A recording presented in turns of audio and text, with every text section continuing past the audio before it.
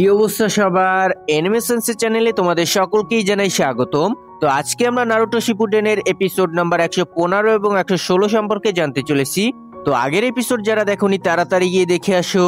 আর guys, আমার চ্যানেলটিকে subscribe করে দিও, আর একটা সুন্দর করে কমেন্ট করে দিও, আর একটা পারলে শেয়ার করে দিও যাতে আমার চ্যানেলের রিচটা বাড়ে।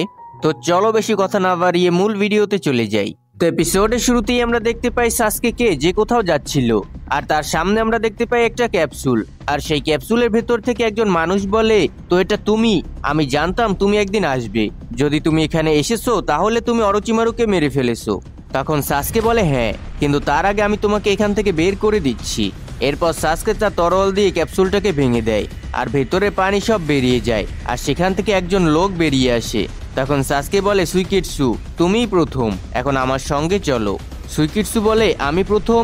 এর মানে কি? সাসকে তখন বলে, তুমি বাদে আরো দুজন আছে। একজন হলো যোগো, যে নর্দার্ন হাইডআউটে আছে, আর আমি কারেনকেও নিতে যাচ্ছি, যে সাউদার্ন হাইডআউটে আছে। সুইকিটসু বলে, তুমি কি নিশ্চিত এই ব্যাপারে? সাসকে বলে, মানে কি? সুইকিটসু বলে, কিছু না, কিন্তু আমার মনে হচ্ছে আমরা একই রকম নই। তুমি আমাকে মুক্ত করেছো, এটা ঠিক আছে, কিন্তু বাকিদের কেন? তখন সাসকে বিরক্ত হয়ে বলে, তুমি একবার চুপ থাকতে পারো না? এখন পোশাক পরো আর চলো। সুইগিটসু তখন বলে, তুমি কি আমাকে আদেশ দিচ্ছ? কেন না আমরা আমাদের সম্পর্কটাকে পরিষ্কার করে নেই। তুমি ঠিক করেছো আমাকে বের করবে, ঠিক আছে, কিন্তু আমি কখনো তোমার অনুসারী হব না। তুমি অরোচিমারুকে মেরেছো, এতে আশ্চর্যের কিছুই নেই। এখানে সবাই তাকে মারতে চেয়েছিল। যেহেতু তুমি অরোচিমারুর কাছের ছিলে, তাই তোমার কাছে সুযোগটা বেশিই ছিল। যাই হোক, আমি মজা করছিলাম। অন্তত এই জেল থেকে আমি মুক্তি পেয়েছি, এখন যা খুশি তাই করতে পারবো। এরপর তারা দুজন বাইরে বেরিয়ে আসে। সুইগিটসু তখন বলে, শোনো, আমি জানতে চাচ্ছিলাম, তুমি তো আমার পূর্বপুরুষ জাবুজার মোমোচিকে মেরেছিলে, তাহলে বলতে পারো কি তার তলোয়ারটার কি হয়েছে?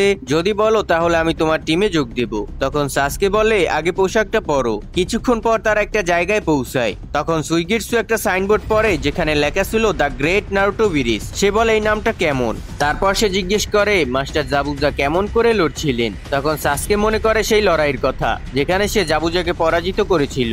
বর্তমানে ফিরে এসে সুইগিটসু বলে, কি হলো সাসকে, তুমি কোথায় হারিয়ে গেলে? সাসকে বলে, কিছুই না, চলো এখান থেকে। কিছুক্ষণ পর সুইগিটসু জাবুজার কবরের পাশে দাঁড়িয়ে বলে, তলোয়ারটা তো এখানে নেই। সাসকে বলে, আমি কিভাবে জানবো? আমি কি এখানের পাহেরাদার নাকি? কেউ হয়তো নিয়ে গেছে। তখন সুইগিটসু বলে, সাসকে দুঃখিত, কিন্তু মাস্টার জাবুজার তলোয়ারটা না পেলে আমি তোমার টিমে যোগ দিতে পারবো না। কিছুক্ষণ পর সাসকে বলে, তাহলে এখন কি করবে তুমি? সুইগিটসু বলে, এখন আমি আর কি করতে পারি? ওই তলোয়ারটাই খুঁজবো। ওটা ছিল 7 নিনজা সর্টসম্যানদের বেলেট, প্রজন্মের পর প্রজন্ম ধরে চলে এসেছে। আমি তার জন্যই এত বছর ট্রেনিং করেছি।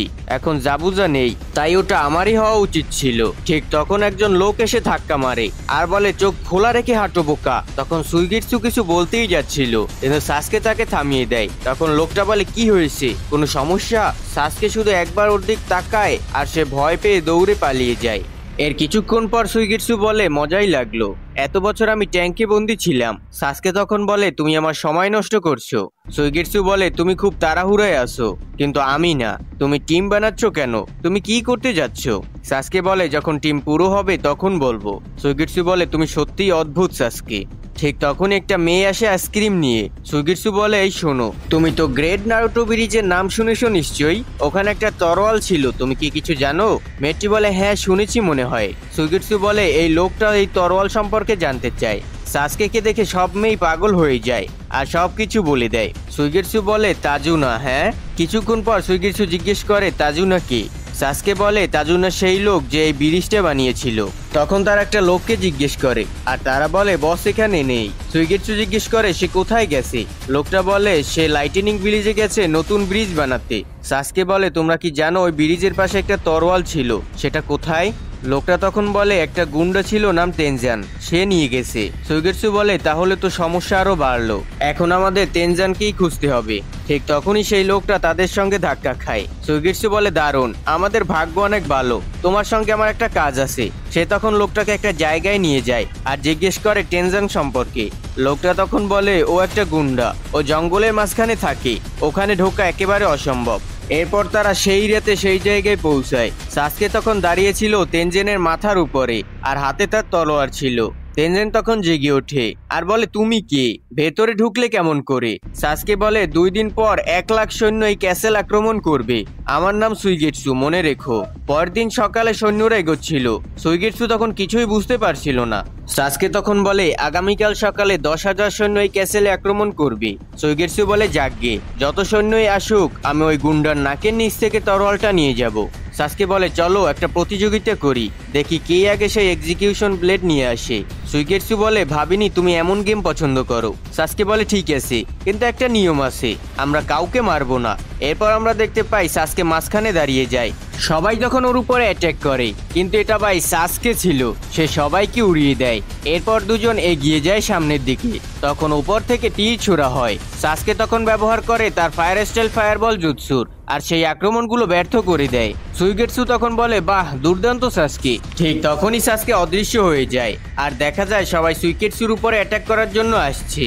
দূর থেকে সাসকে তাদের দেখছিল, আর সুইগেটসু কাউকে না মেরে সবাইকে অজ্ঞান করে দেয়, আর সে ক্যাসেলের ভিতরে ঢুকে। আর ভিতরে ঢুকে সে সবার উপরে অ্যাটাক করতে করতে উপরে পৌঁছে যায়, আর সেখানেই ডেনজেন ছিল। ডেনজেন বলে অসম্ভব, একা একজন মানুষ এত সৈন্য হারাতে পারবে না। সুইগেটসু বলে তুমি সাধারণ অস্ত্র দিয়ে আক্রমণ করেছো, তাই আমার কিছু হয়নি। তখনই হঠাৎ করে একজন আসে জাবুজার তলোয়ার নিয়ে, আর সে তলোয়ার দিয়ে সুইগেটসুকে মাঝখান থেকে কেটে দেয়। ডেনজেন ভাবে সুইগেটসু এবার মারা গেছে, কিন্তু সুইগেটসু বলে আমি বলতে ভুলেই গিয়েছিলাম, এই তরোয়াল আমার কিছুই করতে পারবে না। তুমি ট্রেনিং ছাড়া এটা চালাচ্ছ, তোমার শক্তি আছে বলতে হবে। তখন ওই লোকটা আবার আক্রমণ করে, কিন্তু সুইগেটসু পানি হয়ে যায়। এরপর সে তরোয়ালটা ধরে ফেলে আর বলে তুমি আমার মাস্টার জাবুজাকে মেরেছো।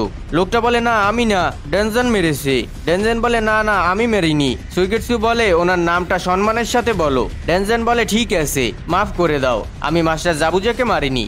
ঠিক তখনই সাসকে আসে। ডেনজেন বলে তুমি তো সেই লোক যাকে আমি দেখেছিলাম, তুমিই জাবুজাকে মেরেছিলে। সুইগেটসু বলে তোমরা এখনো মিথ্যা বলছো, আর সে তরোয়ালটাকে শক্ত করে ধরে, আর লোকটা তখন পালিয়ে যায়। সুইগেটসু বলে চলো দেখি এই ব্লেডটা তোমার উপরে কেমন কাজ করে। তখন সাসকে বলে থামো, এমন লোকদের মেরে তুমি কি পাবে? সুইগেটসু তখন সব পিলার কেটে দেয় আর বলে চলে যাও। সাসকের মুখের দিকে তাকিয়ে আমি তোমাকে ছেড়ে দিলাম। ডেনজেন বলে তুমি সেই সাসকে যে অরোচিমারুকে মেরেছে? সুইগেটসু এটা শুনে বলে দেখছি তোমার নাম বেশ কামিয়েছো। বাইরে এসে সুইগেটসু বলে জানো আমি এই তরোয়াল দিয়ে তোমাকেও হারাতে পারি। এরপর সে বলে এক সেকেন্ড, তুমি জানতে আমি ব্লেড আনতে যাব, আর তুমি এটাও জানতে যে ওই ব্রিজে ওটা নেই। তুমি নিশ্চয়ই তাকে বলেছিলে ক্যাসেলে আক্রমণের কথা, তুমি কি আমাকে পরীক্ষা করছিলে?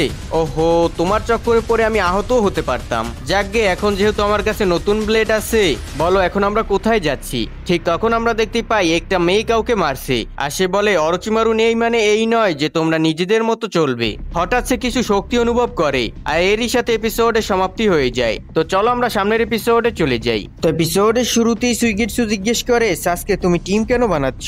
সাসকে বলে কারণ আমার একটা লক্ষ্য আছে, টিম থাকলে সেটা আরো দ্রুত হবে। যখন থেকে আমি অরোচিমারুর সঙ্গে কাজ করছি তখন থেকেই আমি সবচেয়ে শক্তিশালী শিনোবিদের খুঁজছি। তখন সুইগেটসু বলে ঠিক আছে, কিন্তু এখনো আমি বুঝতে পারছি না তুমি কারিনকে কেন বেছে নিয়েছো? কারিন তো সার্দান হাইডআউটের ওয়ার্ডেন। ঠিক তখন একটা পাখি সাসকের পাশ দিয়ে উড়ে যায়।